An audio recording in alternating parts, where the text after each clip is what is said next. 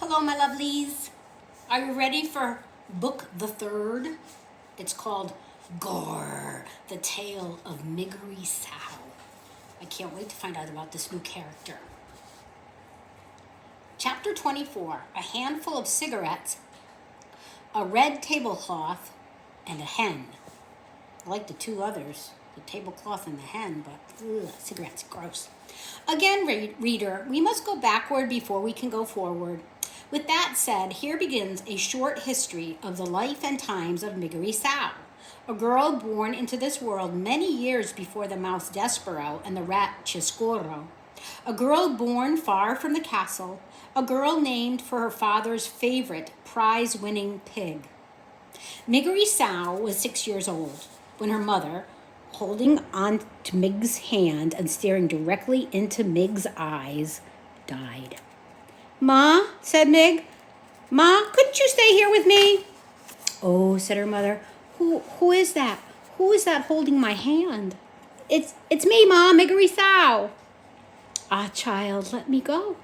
"But I want to stay here," said Mig, wiping first at her runny nose and then at her runny eyes. "You want," said her mother. "Yes," said Mig, "I want." "Ah, child, and what does it matter what you are wanting?" said her mother. She squeezed Mig's hand once, twice, and then she died, leaving Mig alone with her father, who on a market day in spring, soon after his wife's death, sold his daughter into service for a handful of cigarettes, a red tablecloth, and a hen. "Papa," said Mig when her father was walking away from her with the hen in his arms, a cigarette in his mouth, and the red tablecloth draped across his shoulders like a cape. "Go on, Mig," he said. "You belong to that man now." "But I don't want to, Papa," she said. "I want to go with you." She took hold of the red tablecloth and tugged on it. "Lord, child," said her father, "and who is asking you what you want? Go on now." He untangled her fingers from the cloth and turned her in the direction of the man who had bought her. Mig watched her father walk away, the red tablecloth billowing out behind him. He left his daughter, and reader, as you already know, he did not look back, not even once. Can you imagine it? Can you imagine your father selling you for a tablecloth, a hen, and a handful of cigarettes? Close your eyes, please, and consider it for just a moment. Done? I hope that the hair on the back of your neck stood up as you thought of Mig's fate and how it would be if it were your own.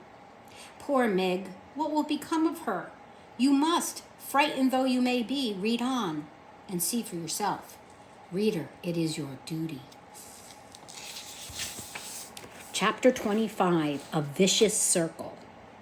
Miggery Sow called the man who purchased her uncle, as he said she must. And also, as he said she must, Mig tended uncle's sheep and cooked uncle's food and scrubbed uncle's kettle. She did all of this without a word of thanks or praise from the man himself. Another unfortunate fact of life with Uncle was that he very much liked giving Mig what he referred to as a good clout to the ear. In fairness to Uncle, it must be reported that he did always inquire whether or not Mig was interested in receiving the clout. Their daily exchanges went something like this. Uncle: "I thought I told you to clean the kettle." Mig: "I cleaned it, Uncle. I cleaned it good." Uncle: "It's filthy. You'll have to be punished, won't you?" Mig: "Gore, Uncle, I cleaned the kettle." Uncle: "Are you saying I'm a liar, girl?" Mig: "No, Uncle." Uncle: "Do you want a good clout to the ear, then?" Mig: "No, thank you, Uncle. No, I don't." Alas, Uncle seemed to be as entirely unconcerned with what Mig wanted as her own mother and father had been. The discussed clout to the ear was always delivered, I am afraid, with a great deal of enthusiasm on Uncle's part, and received with absolutely no enthusiasm at all on the part of Mig. So that means he's whacking her in the ear, right? A big clout. These clouts were alarmingly frequent, and Uncle was scrupulously fair in delivering attention to both the right and the left side of Miggery Sow, So it was that after a time the young Mig's ears began to resemble not so much ears as pieces of cauliflower stuck to each side of her head. And they became about as useful to her as pieces of cauliflower. That is to say, that they all but ceased their functioning as ears. Words for Mig lost their sharp edges, and then they lost their edges altogether and became blurry, blankety things that she had a great deal of trouble making any sense of at all. The less Mig heard, the less she understood. The less she understood, the more things she did wrong. And the more things she did wrong, the more clouts to her ear she received and the less that she heard. This is what is known as a vicious circle, and Miggery Sal was right in the center of it, which is not, reader, where anyone would want to be. But then, as you know, what Miggery Sal wanted had never been of much concern to anyone. Ooh, that was a sad chapter. Chapter 26, Royalty. When Mig turned 7 years old, there was no cake, no celebration, no singing, no present, no acknowledgement of her birthday at all, other than Mig saying, "Uncle, today I am 7 years old." And Uncle saying in return, "Did I ask ye how old you were today? Get out of my face before I give ye a good clout to the ear." A few hours after receiving her birthday clout to the ear, Mig was out in the field with Uncle's sheep when she heard something, or when she saw something glittering and glowing on the horizon. She thought for a moment that it was a sun, but when she turned and saw that the sun was in the west where it should be, sinking to join the earth. This thing that shone so brightly was something else. Mig stood in the field and shaded her eyes with her left hand and watched the brilliant light draw closer and closer and closer until it revealed itself to be King Philip and his Queen Rosemary and their daughter, the Princess P. The royal family was surrounded by knights in shining armor. So let's look at this picture. It's hard to see her ear there. I think it's covered by a kerchief, or almost, but it's been waxed so often that it's a mess. And these are the royal horses going by.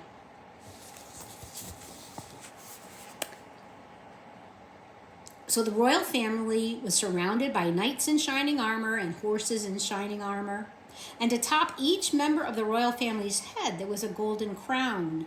And they were all, the king, the queen, and the princess, dressed in robes decorated with jewels and sequins that glittered and glowed and captured the light of the setting sun and reflected it back. "Gore," breathed Mig. The Princess P was riding on a white horse that picked up its legs very high and set them down daintily. The P saw Mig standing and staring, and she raised a hand to her. "Hello," the Princess P called out merrily. "Hello." And she waved her hand again. Mig did not wave back. Instead, she stood and watched, open-mouthed, as the perfect, beautiful family passed her by. "Papa," called the princess to the king, "what is wrong with the girl? She will not wave to me." "Never mind," said the king. "It is no consequence, my dear." "But I am a princess and I waved to her. She should wave back." Mig, for her part, continued to stare. Looking at the royal family had awakened some deep and slumbering need in her. It was as if a small candle had been lit in her interior, sparked to life by the brilliance of the king and the queen and the princess. For the first time in her life, reader, Mig hoped. And hope is like love, a ridiculous, wonderful, powerful thing. Mig tried to name this strange emotion. She put a hand up to touch one of her aching ears, and she realized that the feeling she was experiencing, the hope blooming inside of her, felt exactly the opposite of a good clout. She smiled and took her hand away from her ear. She waved to the princess. "Today is my birthday," Mig called out. But the king and the queen and the princess were by now too far away to hear her. "Today," shouted Mig, "I am 7 years old." I think we'll read another one. Chapter 27 is called A Wish. That night, in the small, dark hut that she shared with her uncle and the sheep, Mig tried to speak of what she had seen. "Uncle," she said, I saw some human stars today." "How's that?" "I saw them all glittering and glowing, and there was a little princess wearing her own crown and riding a little white tippy-toed horse. "What are you going on about?" said Uncle. "I saw a king and a queen and an itty-bitty princess," shouted Mig. "So?" shouted Uncle back. "I would like," said Mig shyly. "I wish to be one of them princesses." "Ha ha!" laughed Uncle. "Ha! An ugly, dumb thing like you? You ain't even worth the enormous lot I paid for you. Don't I wish every night that I had back that good hen and that red tablecloth in place of you?" He did not wait for Mig to guess the answer to his question. "Well, I do," he said. "I wish it every night.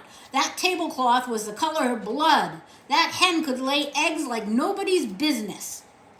"I want to be a princess," said Meg. "I want to wear a crown." "A crown?" laughed the uncle. "She wants to wear a crown." He laughed harder. He took the empty kettle and put it atop his head. "Look at me," he said. "I'm a king. See my crown? I'm a king just like I always wanted to be. I'm a king because I want to be one." He danced around the hut with the kettle on his head. He laughed until he cried, and then he stopped dancing and took the kettle from his head and looked at Mig and said, "Do you want a good clout to the ear for such nonsense?" "No, thank you, Uncle," said Mig, but she got one anyway. "Look here," said Uncle after the clout had been delivered. "We will hear no more talk of princesses. Besides, whoever asked you what you wanted in this world, girl?" The answer to that question, reader, as you well know, was absolutely no one. Man, I hate to end on such a sad chapter. Miggery Sal's life is not good. I'm hoping throughout the book it gets better, right? Is it time for kisses? I think it is.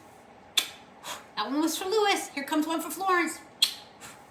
Goodbye, my lovelies.